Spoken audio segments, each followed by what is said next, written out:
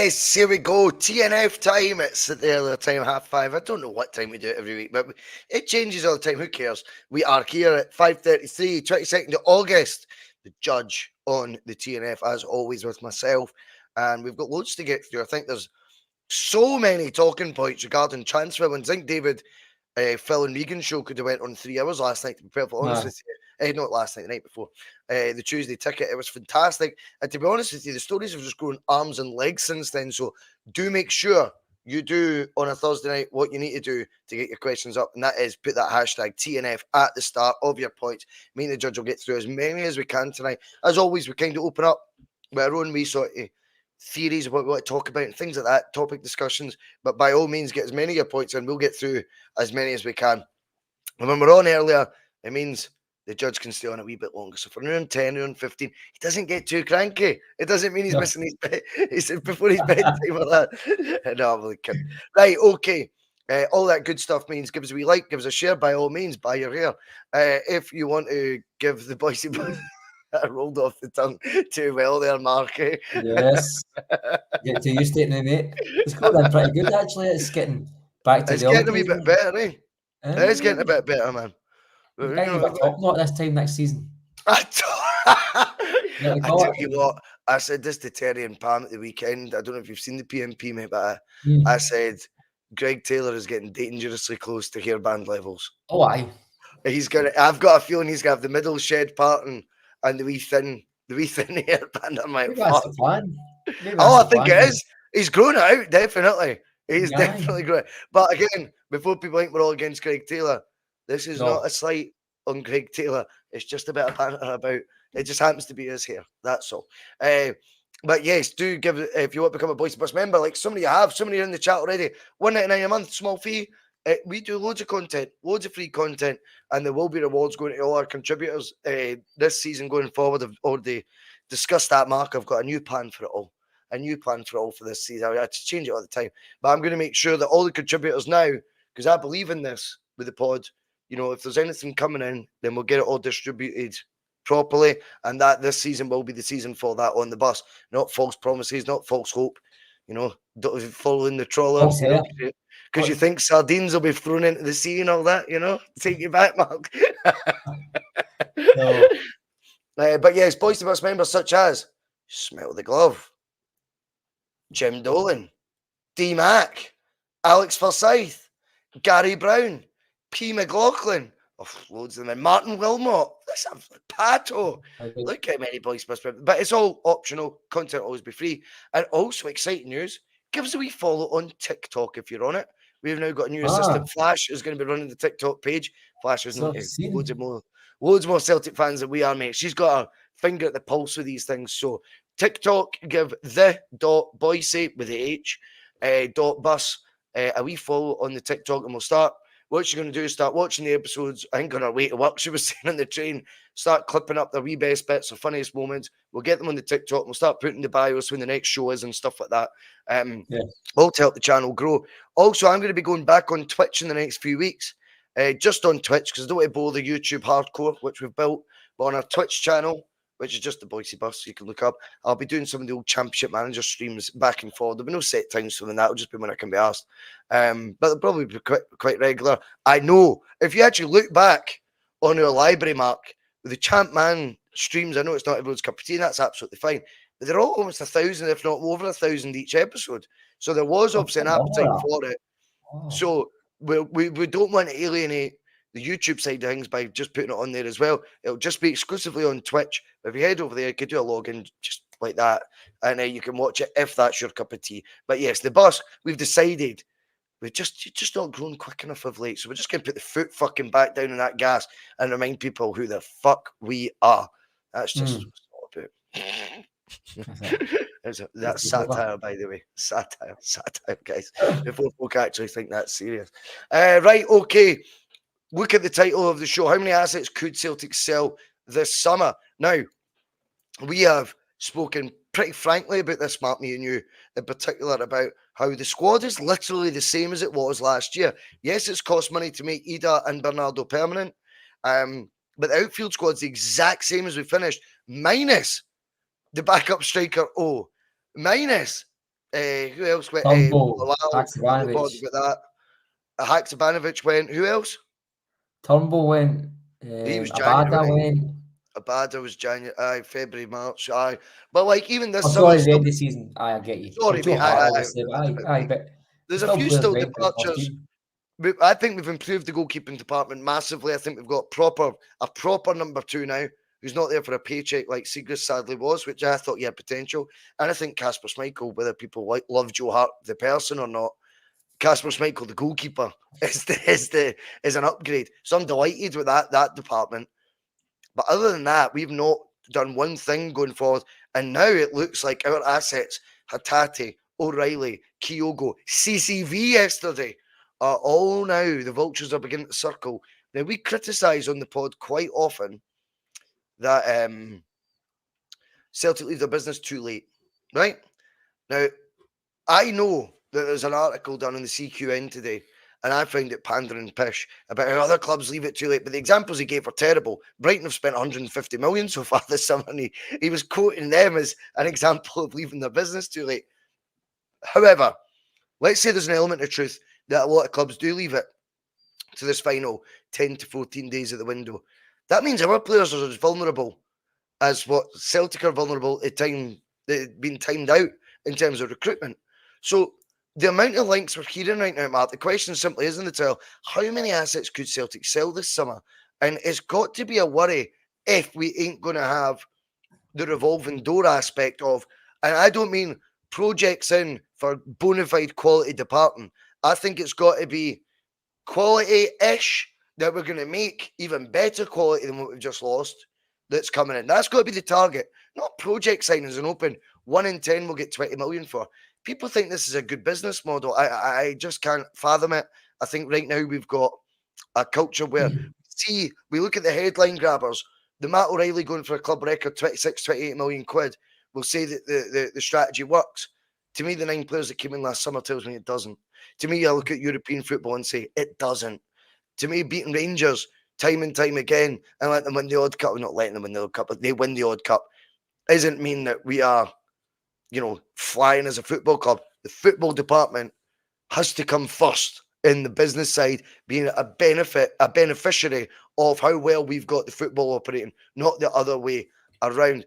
Judge, tell me about your fears this week when you've looked at links for, as I say, Matt O'Reilly. Me and you have kind of made peace with it, I think, about 3 months ago, right? But that's fine. That's fine. And no one holds anything against him. I think his attitude and application so far this season, second to none. Totally get it. That when he goes, he leaves our blessing. Sound. Then you get the Hatate one. That worries me more because I think Brendan would be more inclined to let Hatate go than he would O'Reilly. And I also happen to think Hatate would be itching to go more than O'Reilly as well. We've now got Kyogo to Man City.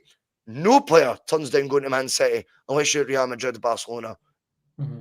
End of. They leave Liverpool for Man City. Yeah. Right? CCV linked with 3 different European clubs from different leagues, which tells you the scouts, the vultures, are coming from far and away and are looking at our players. And then obviously you've got the link for, who's the other one? Oh, there's one other. Kyogo, Hatate, O'Reilly, CCV have covered it. Judge, what's your thoughts? Imagine all 4 of them going. Oh, I mean, that would be disaster. I mean, that would be literally handing the keys to the title to Rangers, in my opinion. I don't think we'd have enough to secure a league title and play Champions League football if we lost 4 of our starting 11. And more so because Carter Vickers, I think, holds a very, very poor Celtic defence together. I think without Carter Vickers, that defence looks like a top 6 Scottish League defence. Does it look like a team that can play in Europe and compete? It looks really poor. Hatate, I think Hatate, if you ask the manager, most managers in Scottish football, if you're going to lose Hatate, O'Reilly, McGregor, I think they would all choose to lose Hatate. But we're in a position where we could lose both Hatate and O'Reilly, so that makes that position even more tenuous. You know what I mean? And then in Kyogo, I don't think Adamita is that at the mature level where he can carry a club's championship campaign through a full season. I think he, in my opinion, got Celtic the title last season, if not a double. Just with his impact in the squad, he raised the level of intensity in Celtic strike force, which was beginning to slow down and lackluster. he came in and he just galvanised that full squad. They gave us support, a focal point when they seen Kyogo going to have to boil a wee bit. So I think we need somebody of Kyogo's seasoned professionalism, that he's been there and done it. I don't think we can replace him with somebody who has the potential to be, I think, a very good Celtic player. You can't just expect that after 6 months of first-team football, boys. He's not had that role.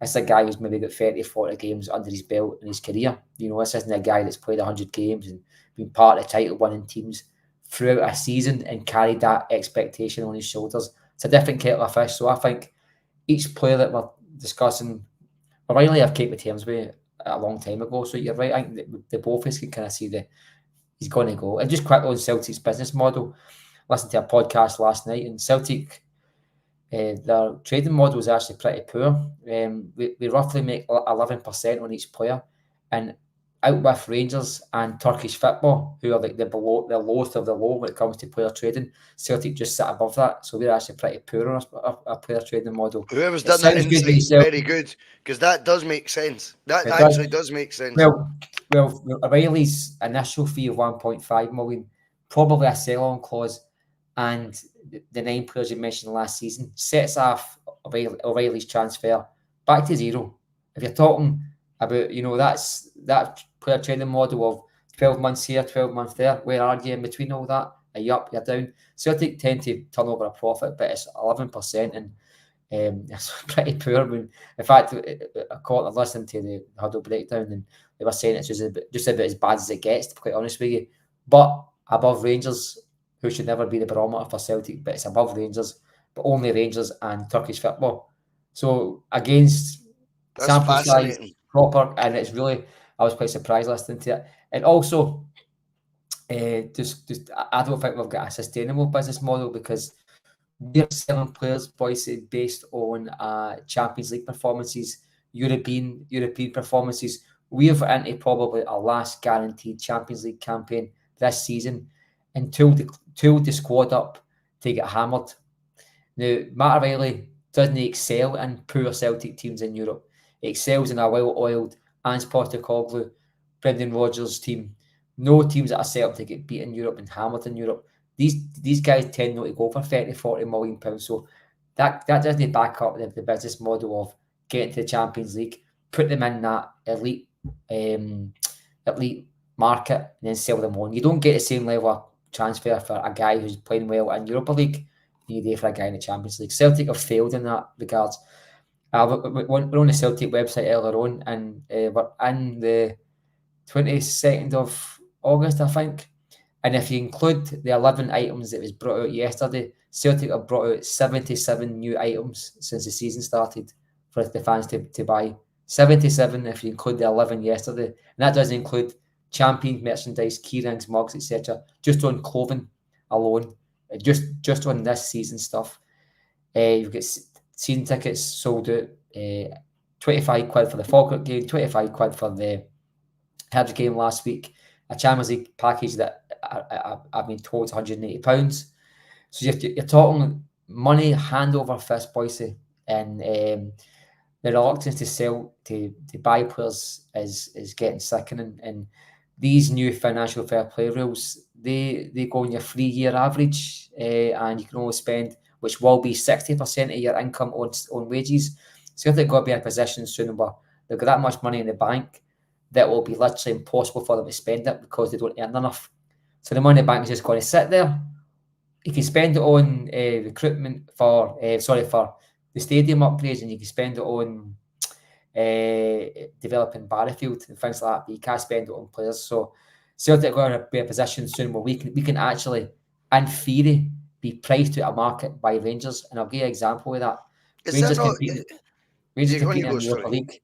Rangers competing in the Europa League with their coefficient points can earn more money than Celtic. If they qualified this year, they would get £10 million roughly more than Celtic. So on that alone, they would have an extra £6 million. How's that? Because Rangers coefficient points, they're a lot higher than Celtic's. So they were due extra money for qualifying, more the TV pool as well. and it worked out something like €10 million. They were getting it, so they were getting €40 million straight away if they qualified. Celtic is like 30.6 or something, so they were getting like 10 million more than us. Did we not get though the bounce back of that? I'm sure Celtic No, ended up we making money. So we ended up making more because they didn't qualify. Yes. My point is, had they qualified, Yes. in a theory, they'd have had more financial power to spend on salary than Celtic, because Now, they've got the income there to do it. is real cash That's though not a different baffling. driver from turnover? Sorry? I thought it was, if you've got the bona fide cash in the bank. No, it doesn't matter. So you could have Wow. 100 billion in the bank. You could have $1 billion in the bank. You can't spend you could only spend 80% just now, but it's going to 60% next year of your turnover. And just 18 quickly or on 16? that, You sorry, say 80. 80 the now, but as It's of dropped next to season, I think it's 60. going to 60. But just quickly, the two biggest things that hinder Celtic and Scottish football in Europe, there's been two things, right? One, the fact is we're a Scottish club who needs to have the Scottish contingent within the squad for Champions League and European football. Yes. Right? We're not a Spanish or Italian, so that doesn't benefit. That benefits Spanish teams. They can have 4 Real Madrid players that are Spanish in the first 11. That was part of that was done as part of a board that Peter Lawwell sits on. Okay, he's part of the European thing that pushed that move. ECA. Yeah, he was part of that, right, Clark? Why would he want Celtic to be forced to spend less and have less talent in the squad? You answer me. And then the second part of that is if the fair play rules again been brought in by these European club associations that he's in. Again, if you're in the EPL and you've got £100 million TV revenue alone, the market you're in is already above Celtic's market, so you're not really competing with Celtic as such. All you're doing then is teams in Scottish football are hindered by their own revenues even further by restricting their cash to their turnover to salary.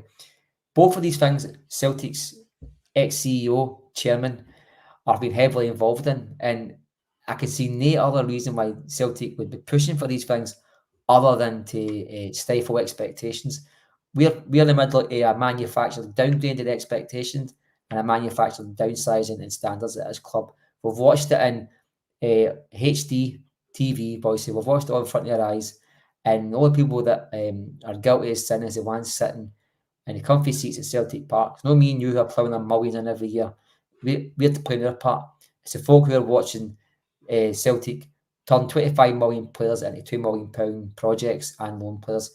And I think we're after one sick of it. As I say, 77 new items, and we're in the middle of August, and that includes 11 only yesterday morning. An hour after Celtic were all over the papers for potentially losing two of their biggest assets. And the fan base is sitting scurred looking at that, and they bring out a new strip that's dedicated to the paratroopers that slayed people on Bloody Sunday, and then an hour later they're bringing out new tracksuits to go with it. That's just where I'm at just now with Celtic, boys. No, I think you cover a hell of a lot as usual, Mark. When you the opening gambit, I appreciate it, mate, because there's a lot of good points that you've made there that are interesting to sort of pick up on. I mean, firstly, with regards to the spending, I didn't realise that was the facts, and if they are, then I stand completely corrected, and fair play to you for doing that digging, mate, or hearing it, whatever you felt, however you. Not about the FFP rules, mate. It's right. Turnover Fair play. But you could spend $1 billion, so you could actually, you could borrow $1 billion. See, like Everton, you could borrow $1 billion to build a stadium. That doesn't infringe your FFP. You can, even if you have that in the bank, or but you can't. Your income has got to be sustainable enough to support your. Because, for instance, backers and money in the bank doesn't last forever, boys.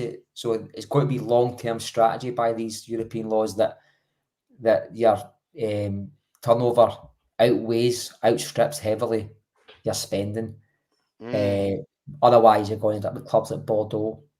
But I think it's more along the lines that I don't want to see a monopoly of maybe 2 or 3 teams taking over Europe. I think that's meant to do it. And again, Peter Lawwell will try to stifle Celtic's chances of spending money, because why would Celtic have somebody on the board to make decisions of these things, why would Celtic want to hinder their own ambitions? I really don't understand that.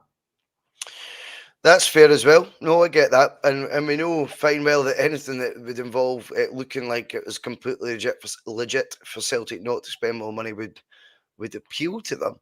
I think we need to look at trying to be sensible about it. Is then going. We've also got a football manager in place who's the highest earner at the football club right now. Now, regardless of FFP or fucking any of that shite, Rodgers is put in that wage bracket, put in that position surely to benefit the football side of things, which is what I'm always most comfortable talking about. I'm sure you are the same. Now, we have glaring issues in the squad as it is. As it is. Because the squad right now, as I go back to as I said at the top of the show, is as you were, bar an upgrade in the goalkeeper position, the goalkeeper department as a whole. And I'm all for that. Well done. Well done. But that aside, getting Ida and Bernardo on permanent deals should have been something I thought could have been done earlier. I thought it could be more decisive. I think when you look at what you could have paid for Bernardo initially and what you could have saved on either between them, they've spent the same anyway. People haven't thought of that conundrum, but it's the facts. You would have got Ida, I think, for 20-30% less. You'd have paid 20-30% more for Bernardo. We'd have spent the same money and had them fully integrated. Adam Ida doesn't need the hero's welcome that he gets coming off a bench 3 games into the season. Albeit I'm delighted he's there. But see if you just keep rolling your eyes and going, who cares? He's here now. It's the worst attitude I've ever heard to a progressive business, let alone football team. Okay? So get that bullshit out your head. Now, Rodgers is in charge of the football department, as we discuss. He has to now be pushing for these positions stronger than ever. I genuinely believe he went stronger than he has so far this summer, and maybe in the whole time he's been back at Celtic after Kyogo's shoulder injury against Hibs looked a wee bit dodgy at Easter Road. I think he went straight in there and went, I'm getting this fucking sorted. I'm getting sorted now. Yeah. Get me, my man. I think that is what's happened. But we're going to need this forceful attitude between now and the 1st, 2nd September. And all jokes aside, Mark, we spoke about me being hopeful rather than confident like I was this time last year. But if we're doing it in a backdrop where 4 players have been targeted, no one could blame a Kyogo, for example, if the Man City interest is concrete. We're hearing that it is, and it is dead set. Apparently, it's only 15 million we were in the campfire. 15 million City want to pay. Celtic will get that to 20. They've got good relations with Man City, and they'll probably get a loan player in return. That's what I wouldn't be surprised them doing something like that. I know I'm not justifying. You're probably right. That's I wish you were kidding on, but you're probably right, Boise, to be honest. But I get it with the Kyogo thing. I mean, there's a point coming already, Matt, and I kind of get it for Smile the Glove. Forget Matt O'Reilly going, is this the right time to sell Kyogo due to his age, shoulder, and Brendan's tactics? Now, No. Kyogo, to me, 19 goals last year, didn't make him a spent force. I thought he should have adapted better than what he did. I think he's actually started the season well, despite the fact he's not scored yet. I do think he's been a wee bit wasteful at times. I think you'll get that from Kyogo, though, since the day he came here. I think he could have been a 40-plus goals every year if he were scoring a higher percentage of chances that he finds himself in. And that's down to, by the way, a hell of a lot of his brilliant movement off the ball, timing of his runs. But once you get there, that's the difficult bit. Finish like a killer. And I don't think he's always got that. Do I think he suits Brendan Rodgers' tactics? That's good players fit Brendan Rodgers' tactics. So I've got no issue there. The shoulder, well, let's talk about the age first, and then we'll go to the shoulder. Age, not a problem. 29 in the current day isn't 29 back in the day. Henrik Larsson won the European Golden Boot at 30. By the way, 20 odd years ago, the European Golden Boot, 53 goals. He turned 30 no, 29, sorry, it was 29. 2001.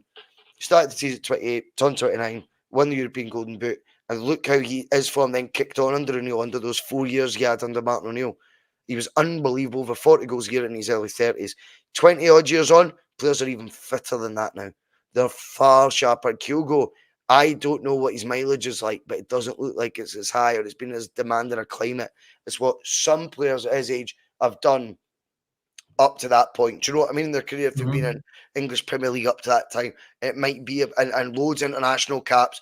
Cal Mack, for example, far more sort of demanding, I think, on the legs. I think Kyogo's a very fresh 29-year-old, put it that way. And I don't think we need to be looking at selling him because he's 29, he's market value. Fuck his market value. If he does what Henrik does, then he sees out his contract, he'll finish at 33 and hopefully he'll be, someone in the 100 club, way more than the 100 club, over 150 goals for Celtic. That'd be okay. And maybe we'll be pining for him to extend it by year on year by the time he's 33. The shoulder injury is interesting. That's what's surprising me, because that's clearly something, again, we could go into a different debate. Is why wasn't this addressed in the summer? Sorry. What were his commitments out? What was his commitments during the summer? I didn't see any. Nothing. Aye. So why on earth is this shoulder injury from last season instantly becoming so obvious again this year? It's a fucking problem.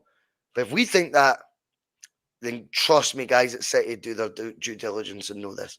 However, he might also, though, they go, we can afford to take that risk. We'll happily play him in the sun that needs requirement come, I don't know, do they do a winter shutdown in England? I don't know if they do or not. Or perhaps at the end of this season and go, we'll take that risk. We can afford 15 to 20 million bracket sub strikers, and they do need a sub striker.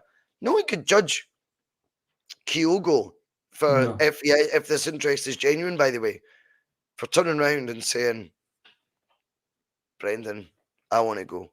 I don't emphasize the 29-year-old stuff, Mark. I don't have any because I was thinking about Martin. I don't have any thoughts about the 29 thing. People need to get over all that bullshit. Football's completely changed. Players play way older than that. One look at Kyogo's probably kilometres per game, pace and intensity of his running. That's not slowed down at all. Nobody will care that he's 29. That's only us just looking at that from a football manager prism. Almost like his value drops when he hits 30 because it goes down in the game when they turn 30 and stuff. Shoulder, I totally get that point. Brendan's tactics. But if he's a great player, he'll be able, or a brilliant £20 million player, he should be able to play in a top manager's tactics, regardless of whether that's on him. So I'm sure Pep will back himself to have Kyogo to be able to play in his system. Where do you stand in the whole Kyogo one? I think if you're going to sell him as a club decision, he's probably the right time to sell. But no on a footballing side, no, because I think his value will go down the more his contract expires. You know what I mean? And his shoulder as well, boys. I mean, Rogers said it's been a problem since before he joined Celtic. It's just a matter of when he takes the surgery. I agree. If he did it in the summertime, just coach it away. He's decided not to do that. But I don't think Kyogo's in a rush to do it. It does look like he's in a lot of pain each match. He just seems like he's made of chocolate. Like every time he falls, he might just pop it again. That's a concerning thing for Celtic, for me as a fan, in terms of having been available on the pitch. But financially, I don't think the now's the right time to sell him, because if we had somebody lined up to come in and replace him, then there's an argument for that. But we've no. Certainly not got somebody lined up that we've came across in the media. So I don't think Celtic are.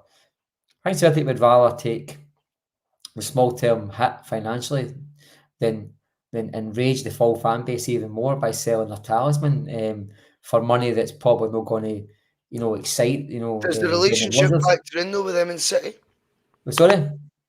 The relationship between Celtic and City is abundantly clear. I think we all have described at times Celtic as being part of the City group, just not in an official capacity.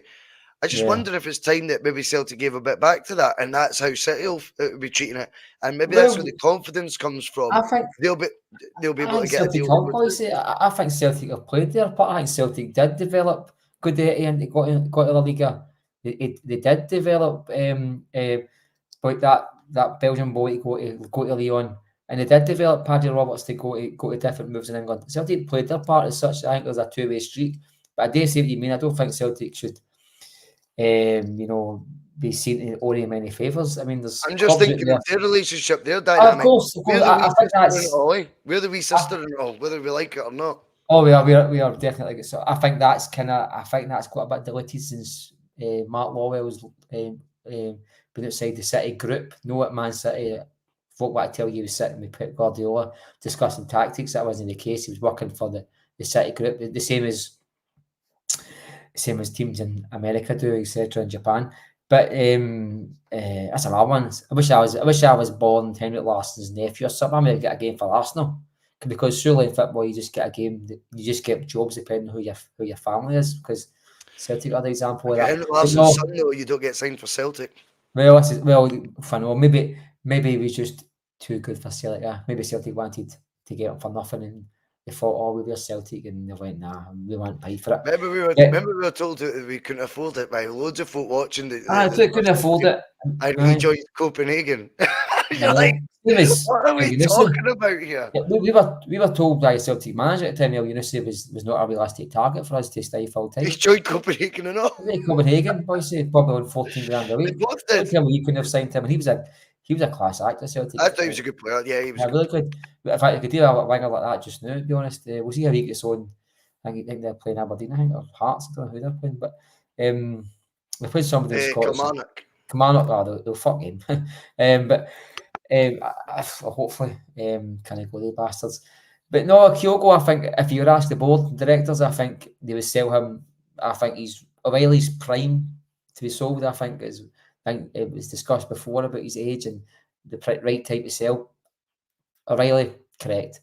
I think this is a club decision now for for Kyogo and Rodgers. Where this is what it doesn't always come down to the finances straight away, where they can take a small term hit on Kyogo, sell him next year, maybe get back £5-6 million.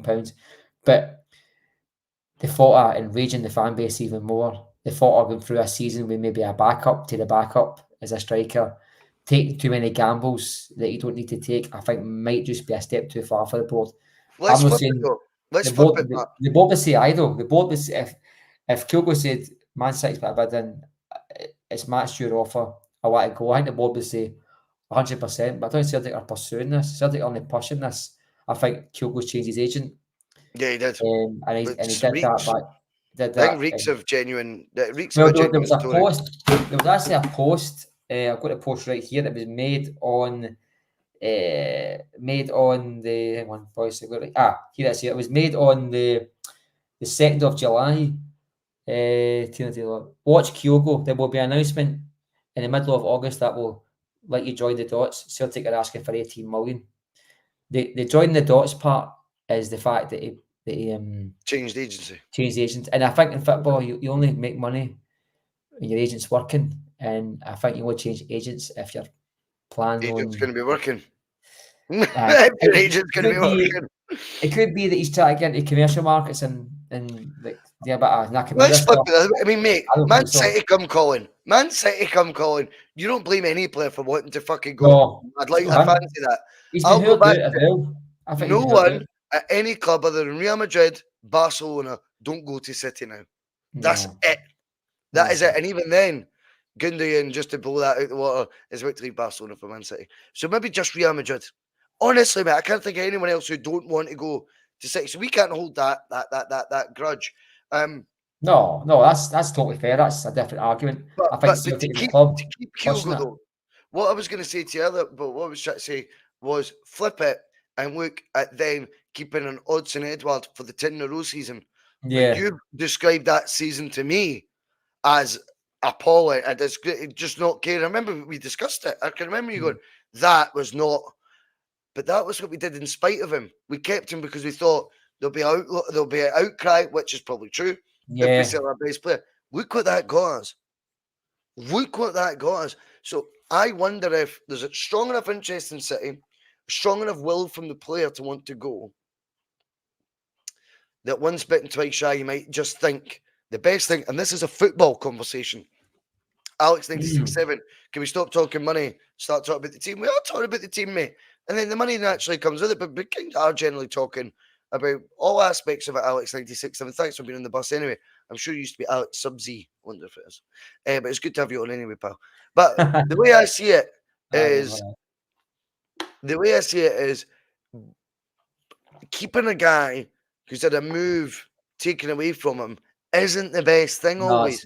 And we've actually got the evidence of that. Well, let's be honest, Odsonne Edouard wanted to go to mid-table shite. I know it was Palace ended up going the year later. Look who else was in for him the year before? I think he put in his transfer request. It was like, no, you'll be staying for the 10. It doesn't work. No, That didn't. that's what I'm And saying. I I don't actually think. thought it was strong for the top to resist those offers, and it actually backfired because you're a guy whose attitude, which could look languid at times anyway, really did get high. I mean, see if you thought Kyogo wasn't applying himself, he'd be a real stark contrast from what he is right now. You Oh, would be aye. able to And the spy it a drop mile off would away. be And that's that would be some drop off. heartbreaking way to depart. We're not here to be token gesture club. We're not here to be Stepping Stone FC, albeit I think we are Stepping Stone FC. But I also don't see the point in denying guys moves to Man City. And that's not me advocating I want Kyogo sold. But whether No, but I fans think that's a want different him or not, argument. But I think you go on. if a bid came in and Celtic said no, or Celtic asked the player to say no, I think that's different. I think there's an understanding where Kyogo's probably, if the offer comes in, Celtic will say aye. I don't think there'll be a conversation between the club and the player to stay. I don't think Celtic are pushing it. I think Celtic are putting his name out there. They're not putting prices out there. I don't think they're trying to get him to go. But I don't think they would deny him the opportunity to go either. I think it's Merlin. I think it's Merlin fair to suggest that Celtic would say, look, Kyogo, great 3 years. It's a deal you can't turn down for your family, for your professional aspirations. You've got to go. Ayer, Christie, Edouard, 3 big major factors in the total mess. Look where they went. Look where they fucking went. Do you know what I mean? Because Man City, mate. Aye. I think Matt O'Reilly, I do think the Atletico Madrid, he admitted later on that it derailed his heat. I took it the wrong way, like he was down in tools. I was proven wrong. How he's handled this That's summertime good. is how you should. I mean, you look at how he's handled it. Every day he's showed up to training. He's working hard. He's playing good football. That's how you manoeuvre a move without shaking the trees. If it doesn't happen, fine. I'll stay here. The fans will still love me.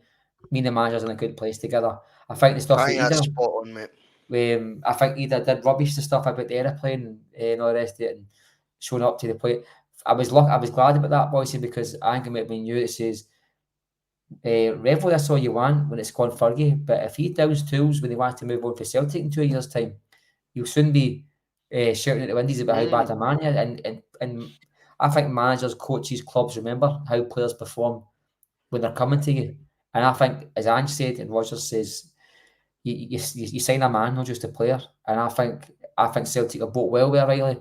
I think they're both well with Kyogo. But there's comes a certain point where the football just has to take a back seat, and these guys' careers and lives has to take precedent. And Brighton, for talking sake, they'll probably have better training facilities than Celtic, a high calibre of coaches within the club, higher calibre of sports tech, you name it, a better place to work, a better place to play football. A week-to-week basis to where to play. I wouldn't want to play in front of 14 fans at Brighton, but I'd rather play at Old Trafford on a Tuesday night than Inverness Cali and Spartans and all the rest of it, boys, so that you can play in the cup up here. So I don't think anybody can deny these players a chance to go and play for some of the biggest teams in the world. Celtic can offer them that Champions League football. I don't think the Champions League football is a selling point that it used to be, boys. I think there's an elite level of football in Europe that only a certain percentage of players can play it, and they all want to be there. But I don't think you knock back Aston Villa. I don't think you knock back West Ham, who might get you conference because Celtic offer you Europa. I don't think you do that, and I think that their days are over in terms of. I think a weekly competitive European football used to be the world's view on football. You know what I mean? Where everybody watched it. See now the EPL most weeks they're all over the globe. That is your week in, week out. That's you on stage one, act one. You're top of the bill. I don't think you need that in European football anymore. If you can get both, if you can go to Man City and get the Champions League, that's all the better. But I don't think Celtic offering O'Reilly 8 games in the Champions League makes up for doesn't hold the same carrot. It doesn't hold the same. No. Listen, I hear you out. It's interesting when you say that, because see if you listen to the English media, which I do in the morning, I still listen to Jim and Simon. That's just what I do in the office, mate. I get it on. I get complaints for the office next door. Girl works next door. She says, "Go turn that football shite off." I was at the top of tennis right now, thank you. But I watched 3 hours of it. That's the honest truth. I was like, bad time to say that. But they often talk about the carrot, though, mate, of Champions League football, even when it's Premier League terms. They do, they'll still say Champions League football. If you could leave, say, for example, when it was Newcastle last year, that they were like, what a carrot that is to dangle. You'd be leaving a Premier League side for another Premier League side, but because of those 8 games. So it does carry weight as well. Within that sector, within that league, but not without not it. as much, but not as much as it perhaps does. But I still think it shows that the emphasis that those 8 games, or potentially more, could have, or 6 games as it were, when they were discussing it. Now, I want to take you to the article I was kind of referring to earlier. I posted about it. I read it, the CQN thing. Now, it's signed off, Mark. Now, this is why, the reason I'm bringing it up, because I think it's so important that we get your view on it, because I know it'll be good. Ready for this one? It'll be box office, you know. I'll give my take on it, and then I'll let you come in. He signs off on an article called "Transfers, Supply and Demand." He quotes clubs like I was saying earlier about Brighton. Brighton had spent 150 or 160 million at the point of him posting the article. So how they've waited to the end of the window, I'll never fucking know. Talk about supply and demand. It's the worst example ever. I do believe this is club influence, mate. When I read it, I've got nothing personal against, you know, the guy for CQN or what you would say his name. It's no point. I'm not against any of that stuff, but I read it and I go, this is definitely PR spin. As far as I'm concerned, it's PR spin, and it's for the benefit. It's for the benefit of the club. So whatever their relationship is, who knows? God only knows. It's none of my business. But you are spinning for the benefit of the club, and that to me is a Celtic Football Club approved article that carries no fucking weight and the worst examples ever. Bear in mind, Celtic used Everton as an example. Do you remember that? They were talking about Everton's problems or something like that, and it was it was apples and oranges. So this one with the Brighton thing, you're going, that smells quite similar to that Everton claptrap that we've seen before. But the finishing line, mate, I love. People have replied to me on Twitter when I've quoted it, saying it's Pravda. And I get why they think the CQN articles, they're getting it. He finishes off with this as a sentence mark, and this really got to me. Complaining about it, talking about the transfer window and how it's worked so far, complaining about it is like shouting at the wind. Well, at least say pissing in the wind and find your bollocks, mate, right? Because shouting at the wind isn't even a saying. Secondly, they are telling you, shout all you want, give a fuck. Because we don't. That is what they are telling you. Shout all you want, but you will get what you're given. They are literally in black and white. If I am right, Judge, and I do believe I am, that this article is approved by Celtic PLC, which I think it is. I say Celtic PLC, not Celtic Football Club, Celtic PLC. If it is approved, which I think it is, and it reeks of it, that final sentence deserves a wee bit of delving into. Complaining about it is like shouting at the wind. It's, you will take it and you will like it. End of story. And as you rightfully point out, whilst we cut all your benefits for season ticket holders, we charge you full price for them all. We announce it's 70 new items in the last 12 months for the Superstore. Whilst they do all that, the highest ever Champions League package. So we don't look for all this nonsense, but complaining about the transfer window is like shouting at the wind. Now, what I love about this bullshit from these people is what they don't realise is Celtic apologised for the January window. They publicly apologised. So when they feed up the same nonsense the next window, suddenly it's don't bother complaining this time because you'll like it, you'll take it, and you'll like it. How does that make you feel as a fan? We are going hypotheticals, but I think it's fair to say we all probably agree my hypothetical is right, not fact, but my theory is probably right, that this is an approved PR article for that Celtic approved article for PR spins benefits. How do you feel when you read complaining about it is like shouting at the wind? Well, first of all, Celtic Quick News are affiliated by the Celtic Star, who've got books inside the Celtic shop. They sell their books in the Celtic shop, so I can assure you, anybody that's got a So relationship does with the the wee club like fella, that, does he not? we need to watch our P's and Q's. A bit like your old pal with the three names, who's got The books in the wee fella, Celtic shop. Jake, my hair's looking more and more like his now. I'm just trying to look like him, No, mate. but your partner does. You're getting a bit too clubby for me. You're getting a bit too Pravda for me, boysy. No, but listen, see that last bit. I hadn't read that article. I think what I didn't because I'm getting me and my grey hairs the days goes on. But I'm almost apathetic now, boys. So I'll get back to that in a minute. But it's basically telling us who's paid our money, bought all our shirts, you name it, to just shut the fuck up and go, mate. You know what I mean? And it can just one thing I'd like to say to that person is, up until last week, there was £1.5 billion spent in the English Premier League. So that doesn't tell me that the market's gone slow. If £1.5 billion been spent as of last week, there's been players bought, boys, and no over 500 million. There's been a lot of players bought, so the market has been moving. Jigsaws have been moving about. We're told that, according to that article, just reading the last sentence there, that maybe Celtic are stuck as we're just another clog in the wheel who've just got to go with the times, you know. We can't change it. Celtic aren't in the same oceans as these clubs. We're not chasing EPL standard players from the Bundesliga who might go to Arsenal instead. We're in different waters altogether. There's no a player that we want or we could get that we couldn't have got a long time ago.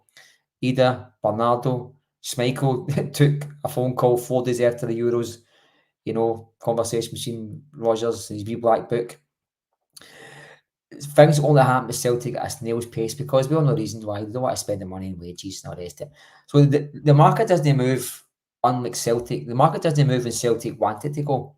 The market moved a long, long time ago. Celtic are just running out of excuses now.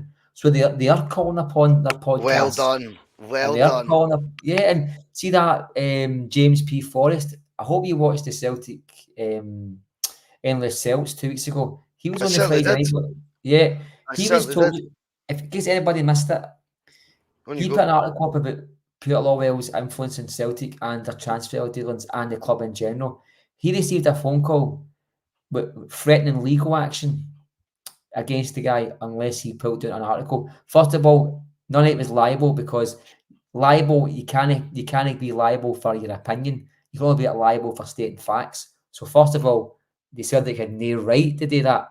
Liable, I could say, for instance, anything I want as long as it's my opinion. If I state it as fact, then you're liable. So the guy stated Which takes you back to what I said there about the sequin article. that's A that. That's what I'm theory. saying. So, It's a so you theory. need you, No you one's need to saying watch some it's P's and fact. Q's, and I spoke to the guys over at Celtic Exchange and just on Twitter. You know what I mean? I don't know them or anything like that, and I referenced the fact that I do think there's podcasts out there who watch their P's and Q's certainly because the access they get to the club. If you've got student journalists, you've got financial Yep. backers.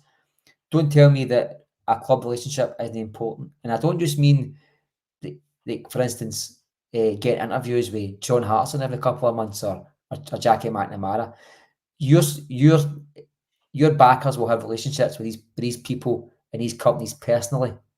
They don't want their to be associated with anybody that can give them a bad name or give them a red neck. So Celtic, they play their games. Celtic have let the fan media into the press conferences. The four teams posted something last season about Peter Lawwell. They've not been seen since. The fact they got a phone call to tell them they'll never be back on at Celtic Park ever again because of the slag Peter Lawwell.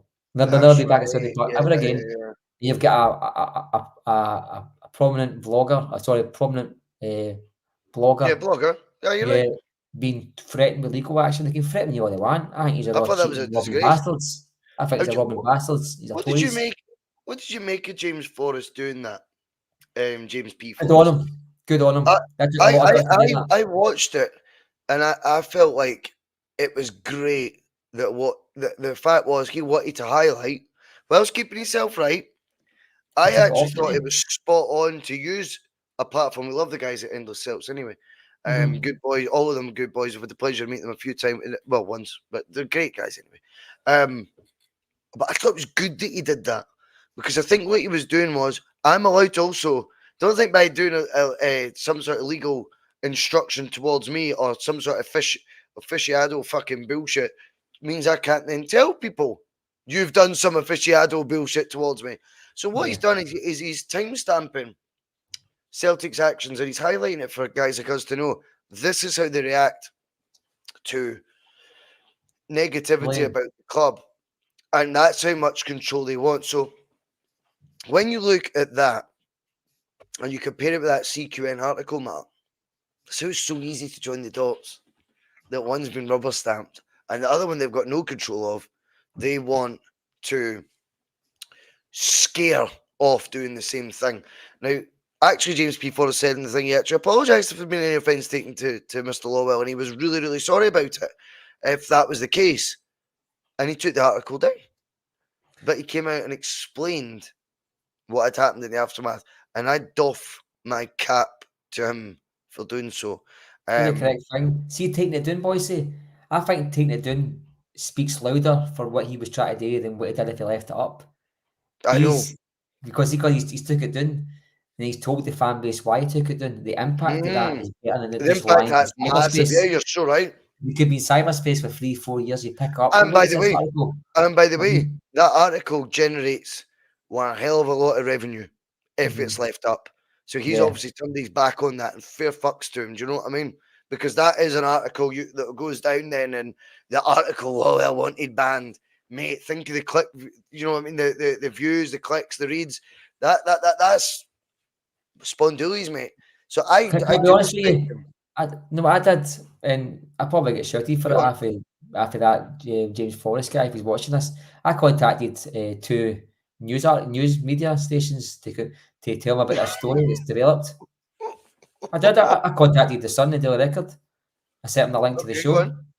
I just told them there's a big story there about the Celtic chairman threatening podcasters and bloggers with legal action. I said I gave them the link to the show. And I told them to watch it. Now, if any of them had watched these shows, that's a story. That's a story, boys. That's a back page story without a shadow of a doubt. If no, a social media story instantly. And 2 of them get ignored. I emailed the 2 of them. Not because I didn't want pay for it. I just thought could there be anything that was similar? For me to read that, I thought get it in the newspapers, because the impact that would have if it did hit the mainstream media. And the question is, that's a big story in my opinion. Why was it not even looked at with these journalists? Probably the same problem as the vlogger had. The blogger had. Not worth it. Well, I think that's fair enough, mate. And it just shows you they've probably got the same influence over said media. Of course they have. Talking about that. So why would they touch that, mate? Because that's not going to help them. Because the exclusive that, McCowan signed for us and stuff will be issued to the Sun and stuff like that. So they don't want to lose that. Right, okay, let's go through a couple of points here. Charles Smith, standing still this window will be a plus now because all my hopes and dreams are crashed again. It's unacceptable, Charles, for that to be your attitude, but not unacceptable for that to be your attitude, but it's unacceptable. That is an attitude that I understand. I think that is unacceptable. I'm not saying it with it. I was convinced, I don't want to sound like a broken record, man. I was convinced there was going to be a KT-esque, a McTominay-esque loan signing, not bought, but loans. One of these stature signings made last summer. I don't even get that. But I am very confident Celtic are going to, maybe by default, maybe because the players that are leaving, we will need to be more proactive. We won't stand still because there will be outgoings, there will be incomings. Quickly, Marc, I want your thoughts. Mikey Johnson, potentially £5 million. We might, and I know, see your eyebrows raised. Mate, see if you flip it the other way, think how much this is cannon fodder money. This is League One money for the best players in England. So, yeah, I'm delighted we got it. Hey, Paddy. Yeah, he's gone. But 5 months. But see, you think it's a lot, but we've got to be, because, mate, the impact. No, I'm surprised. The impact he had on the Championship, mate, for West Brom was outstanding. Hello, Paddy. Well, we got a Championship player on loan for 6 months, and we're wanting to get £10 million for him. Although the impact is totally different, to be fair, you know what I mean. But if we signed a player that was up here for 6 months and he had the impact of Mickey Johnson, we'd be expecting to pay £5, £6, £7 million. So I get your argument there, no problem about it. But for me, I'm actually astounded that Celtic have got a fee for him. Never mind, that guy is just so far out the picture at Celtic that he is beyond taken seriously, almost at the Liam Shaw level. Because nobody, he came on the other day there, boys, say, go for 4 minutes, hurt his eye and went back half again. That is, in most football like that, it's the best sub of the season was getting him back half. But what his impact was in the Championship, we have to be aware of as well. Yeah, You cannot deny he had an impact there, and that market value way outstretches SPL values in terms of having a domestic impact. Even in a short space of time, he's fresh in the memories of relegated clubs like Sheffield United. He's fresh in the memories of teams that maybe he scored a screamer against, that have chairmen with far bigger ambitions and aggression in transfer markets, probably because there's more gold at the end of it if they do have success because they get up to the Premier League. But yeah, look, what's that? You got a dog in there, you're clapping. What's going on? hey, that's Oh, Paddy's that's brother. what's going on, T? He had to make his debut, mate. But do you know what I mean? I think when it comes to reach 5 million's fuck all, mate. Nah, it's in the grand scheme of things, it's nothing. It's not all, but it's good for us. I can see your eyebrows raised, but I'm going, trust me, mate, these clubs have had to burn. Ross McCormack 10 years ago, 14 million. 14 million. I think it was a decade ago that was paid for in the Championship. Well, you look back 28 years ago, we're paying that for Alan Stubbs. Yeah. Nearly 30 years. Yeah, true. Phil O'Donnell 30 years ago was £4 million. I might be wrong with the exact figure, but I think it was 4 million. But come on, you know what I mean? But £5 million. But see, if you actually look at it for the impact that he had in the Championship, we're told it's a better league in Scotland. He can do and make an impact. So there might be teams. He did. There might be teams in the Championship who say, look, he's the kind of player that in a squad will help you get to the playoffs. That's good enough for us. We'll pay £5 million. You know what I mean? Whereas us, we say, is he going to make Celtic first team better? No. Can't afford it with £5 million. If that's the fee, I'm astounded. I'm actually, this is what makes me think that you're honestly, don't be astounded, mate. The money that gets flung about that you don't know about. I know because that's it's true. not But they ever don't tend to be in Scotland, boys. I think if they played for like Plymouth Argyle or something like that, you see these things, but they tend. West Brom's the big guns in that league, mate. They're one of the big guns in that. I know, but we don't. No, you're right. We don't tend to see. I think English for us. I think the English money stays in England. I think it's fake money. So fugazi. Oh, Chelsea gets because it's coming to Scotland. I get you. And does that not then tell you how little it is then? I know, but these clubs, does that not give you an insight as to how much we're like conditioned? Think Celtic outlead 5 million in a player. You're probably right. See, when they go between each other, it's triple that for similar quality. That's what I'm surprised about. But see, when you think about it, you go, that's how little 5 million's becoming, mate. But still, if we buy a player for 5 million tomorrow, we'll be buzzing. I think there's a Celtic tax within Scottish football. When we buy players, we pay extra money. I think that's a fact, right? But I do also think that, see, within British football, I think Celtic are seen as the outlier when it comes to Scottish football. Yeah. They're standard bearers. Their top players are top players. We will give 20 million for you. We get the benefit of that. Yeah, we've got the benefit of that. You're right. So maybe there's probably clubs that think anybody that's in Celtic's first team, even the bench, is worth a punt. You know what I'm talking about? Because they think Celtic have got a higher caliber. That's a status we've elevated to sell. Which part of that part of the business model, Mark, I struggle to argue with. I want your thoughts on smell the glove. I'll give my take there. I'll come at you. Rodgers needs to phone Desmond and say he's resigning if players aren't coming in that he wants. I think Rodgers will be having dual conversations with the boards right now, potentially with Desmond as well. I don't know. I've got a feeling that either one went nuclear. I don't know it for a fact. I think there is speculation, by the way, that Rodgers pretty much gave the ultimatum: you get him in this week, or that's what happened. I think Terminado was going to be the phrase that was back. Smell the gloves want drastic action here to resign if players aren't coming in that he wants. Take it this way: He's got two-way traffic here. He's then going to have to demand certain players stay if the interest is as concrete, is as genuine as it seems. And I don't think we've got any reason to doubt. If we go with Celtic's narrative that the window kicks off in the last 2 weeks, then this is liftoff, Judge. Oh, and Celtic players being available for transfer. And I think Rodgers is going to have to put his foot down in both camps here and go, I still want who the fuck I told you about 2 months ago. So it's time now to get the foot down and go get them. But he's also going to need to, he can't let the four that we discussed at the top of the show all go. No. So he's going to need to put his foot down in that regard to make it's sure. Up to us, though, boys. So it's difficult, isn't it? I think it's up to us more than the manager, because the manager is under contract. I think he's got a duty to the fans. I think that the second time round to see this contract out, or at least push the boundaries on what he would put up with the last time. The fans, this is where the cards are on the fans' hand here, because we've bought our tickets, we've bought our Champions League, that's a certainty. The only folk that can be loud without any consequences is the fans. They're not our bosses. We can stand inside the reception at Celtic Park, call their names week after week, match after match. We did it for one match last season because the Green Brigade got banned. We won the match the following week and we forgot about it. It's up to us to be calling for change. Rodgers isn't going to make these phone calls. I don't think. I think he's trying to salvage his trajectory, his career at Celtic. This is a decision that he made, quite calculated. He knew that he had a chance to build bridges at Celtic and at the same time build back a small part of that last season at Leicester, which I still think overall was a great a sensational spell, mate. Honestly, don't fall for the haters, mate. You mean you're in agreement on that? I think that is nonsense.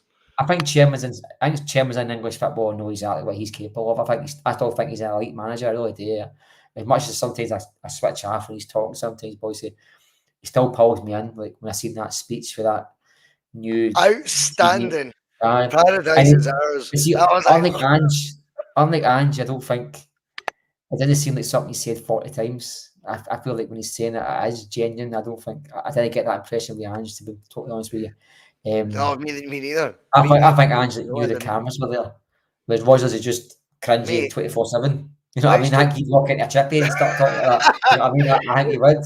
I've never seen a chip so golden brown in my life. I was just that's a credit to you. If you're here, I'm eating. No, that, you know what I mean? Like, if you're here, I'm eating. You know what I mean? It's like, do you remember that Darvel coach that he got filmed in a half-time speech in the following match? They did it again. He's like, when you're standing in battle, pull out your sword and go for it and all that. You're like, oh man. If you're here, I'm eating. That's the that's it. Definitely. He'll do that in a chippy, genuinely. Oh, man, that's the standard in the fucking chippy. Aye. His belt shining, you know what I mean? That's proper batter, man. Don't have his, you know, his buckle bouncing off with the pickles. Oh, man. You know I mean? Right, but last question. Last question. We're going to go Celtic, and Celtic's always always on the live show, so we really appreciate it, Shell, and I hope you and the family are good. Will we be stronger or weaker after this window? I think there is potential for us to be stronger if, and we discussed this last week, Mark, all incomings, Rodgers is vetoing.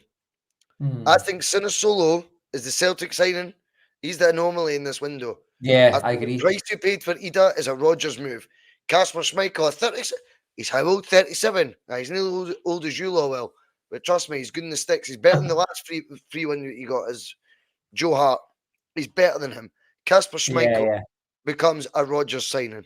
Yeah? I think so. Definitely. And I think Bernardo, there were 9 signings last summer, and it's the one you got in loans, the one I actually think's good. And I don't think Celtic go through by keeping him unless Rodgers wants him, because you don't then reduce yourself to haggling fees and stuff. You just go, look, the 6 million we didn't think it was worth. We'll see it's all later. Thanks for the loan. Thanks for the year. Rodgers said, no, go back and get him. Go and get him. Do your thing over the price, but I actually want to work with him. And I get that as well. I know the cynical side is, that's O'Reilly's replacement already in the door. But either way, Rodgers worked with him for a year. Give him his respect and say, I think he's liked what he saw. He just thinks a bit raw around the edges and not as good as our first choice three. End of story. That's He's okay. after him. Right? I think I do believe that. So will we be stronger or weaker? If we lose a Kyogo, we don't have the Ida time, time to get a replacement in. We'll need to be proactive. And you lose a Miovski going to La Liga, and you start thinking how stupid it was to let that go under your nose. Because you get both in, and then you should have the wherewithal to think we might still lose a Kyogo. There was rumours, as you say, about Kyogo. The agency thing isn't a new story to Celtic either. No, So June. Miovski's sitting there at 6.8 million. That might get looked back on as a big fuck up. Will he be stronger or weaker after the window? I keep going back to the question because then you look at other departments. We need competition for left back. We need Scales to become the guy putting the pressure on the left centre back. No disrespect to him, but we do. That's just the way it is. Would I like a physical midfielder? We're like that guy for Peru joined another club. That's cool, but it looked like he's in the profile of a holding midfielder of physical attributes. I still think these positions need addressed. I really do. And by the way, if it were me, I would be looking at a right back as well. I would be looking at your asset. Yeah. Would be Johnston for the same money you probably bought him for. Get your money back and go again. That'd be my take, but that'll never happen. That's too much. Will it be stronger or weaker? As it stands right now, Shell, sadly weaker. But if we get guys like Engels in, if we go out and we get Luke McCowan and Engels and the Polish player that's in the MLS, then you're going, right, okay, we're strengthening a department. Really strengthening the department. If we go out and we always should have been getting a third striker.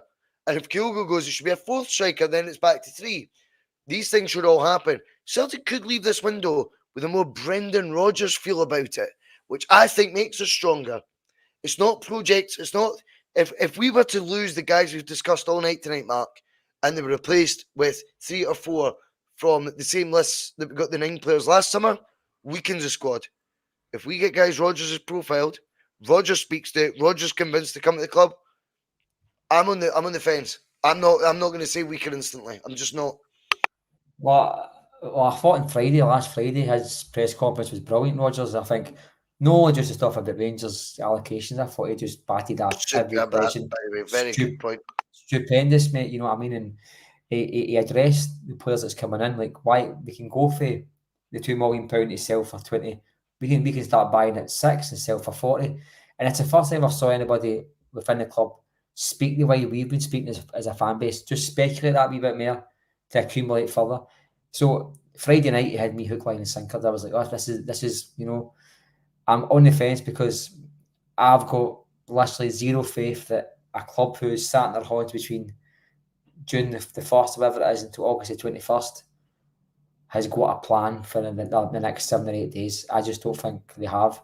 I think they're very reactive rather than proactive. I think if O'Reilly goes tomorrow and they get an Engels, I'll be quite happy with that. I might actually see that in some sort of weird way. I'll see that in a weird way as a possible upgrade. Not because of what O'Reilly's at just now. I think this boy's got amazing stats at his age. Potential ability, mate, is beyond what O'Reilly's was when we got him. I think because is that not the point of evolution of a club? Yeah. This is what we're looking for, son. I'm in the. I'm not going to lie, boys. I am 0% faith in this club. I said the day after the cup final, we'll have a new keeper and a new midfielder, and I stand by that. With 7, 8 days to go, I think we'll get somebody in midfield, whether that's Engels, whether that's that other boy for the MLS. The MLS one. Yeah. I hope it's not him, to be honest. If it's the two of them, great. I think that's unfair. You don't know the quality of him. If he's 7, 8 million, then already we're in a different bracket. Well, we sold I want away Abada for £12 million in that league. So I think there is quality within that league. I think there is quality. Is it 12? Is it 12? Yeah, 11.5 or something like that. Aye. That's way more than I thought, mate. Way more than I thought. I thought it was between 8 and 10. No, we did. I think it was 11.5. That was a decent amount of money. I think it was I know something like 40 or 50 That makes the window $1,000,000. more damning then. That makes it more damning because the money that's Well, been put in. if you count January and you go, I know it's bad examples, right? But if you count Bernabe, Turnbull, Haksabanovic, Abada, their outgoings alone is 21 million. You know what I mean? And that's without us. So see that any money we've just paid for Ida and Bernardo, that's peanuts. We won't even touch what should be this year's transfer kitty yet. But you know what? If he was given 15 million to spend, he must have 15, 20 million pound in tapping that. Because surely we can't just bank all the cash. Surely I think that there comes a time where you can't get the draw shut. There's that amount of money you go to say. Oh, I know. Let's just release some of the money, and I think they're going to be in a Back the position. football guy. Brendan Rodgers. I think Well, we're look at talking his this. You football, say, his targets. listen, Yeah, go on. sorry, mate, sorry. If you get any questions about Celtic's football strategy, you look at the club from top to bottom. Every single person that's there is either a relative of somebody on the board or I they've know. been there as a player. You've got a guy who was the Celtic Quick News actually pinpointed this guy has been the breath of fresh air within Celtic strategy. Oh, I bet. The guy whose dad just put £5 million into Celtic's new training facility where his son's going to be working, Tony Asker. Aye. So Oh, yeah. I googled. It took me about 30 seconds to find this out, and I'm an idiot. I remember you And yet told me there's an that. article Yeah. written, you know what I mean, about how this is supposed to be the Celtic changing the direction of their usual, nepotism. Mm. And the guy paid £5 million. So the guy's paid £5 million to get his boy a job at Celtic. That's basically the way it sounds. You know what I mean? You don't go for like. Well, would you take Anton Rodgers back then, just to make it a family affair? I want Anton Rodgers outside. Fuck Jordan Larson. I want Brendan, Anton Rodgers, and Peter Lowell in a photo. Just like that, Anton Rodgers rejoins Celtic. Deadline day, 11:59 p.m. Anton Rodgers re-signs for Celtic. Make it happen. Come on, guys. Do you not think if Rodgers and Lowell had sons that had kicked a ball and even reserve football? Well, Rodgers did. Wales, I know, but I think they would get contracts. I think Marc Lowell would get a contract at Celtic. I'm all for it. I'm all for it. He's probably going 40 grand a week. You know what I mean? Can he play left back? Can he play left back? That's what Kingston. This is it. Just speak of left back. I think if you sat in this podcast 3 seasons ago, you'd have said left back and Starfelt's replacement is a priority. Fast forward 3 years, 3 Champions League campaigns. Well, the 2 years we got off Starfelt. Yeah. Problems. I think Owen Beck will be the left back. I think they'll go for him. And by the way, I'll take it. I don't mind him. He's not an upgrade in Greg Taylor. Is he not? No, a wee boy. You might be surprised, but you might be right. You might be right. It's just hypothetical. I don't think a wee boy. I think Greg Taylor's a wee boy's. I think Greg Taylor's a seasoned pro boy. I think he's a seasoned pro. True.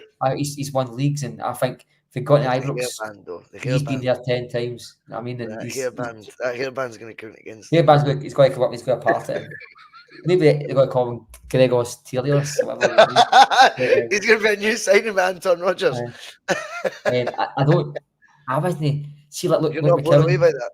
No, see, I think if Owen Beck was going to come in, sign a contract, then be loaned to, I don't know, Aberdeen as the next step, buy him. No problem at all. I'm up for that. But for him to come in and be Greg Taylor's left back competition, I think you just signed yourself up for at least 2 more seasons of Greg Taylor being the starting left back. That's fair enough. I know. I love your opinions, mate. That's what it's all about. There's nothing wrong with that whatsoever. Well, time is ticking, mate. Not just on the podcast night. It's over 200 live, by the way. We've been absolutely mobbed tonight. Thanks everyone who's watched. But you know what? The window's ticking as well. It is coming to a close. We've been saying it for a couple of years on the bus, and we stand by it. Judge, can't thank you enough for the show. You've been absolutely superb tonight, but keep your eyes on the board. Good night.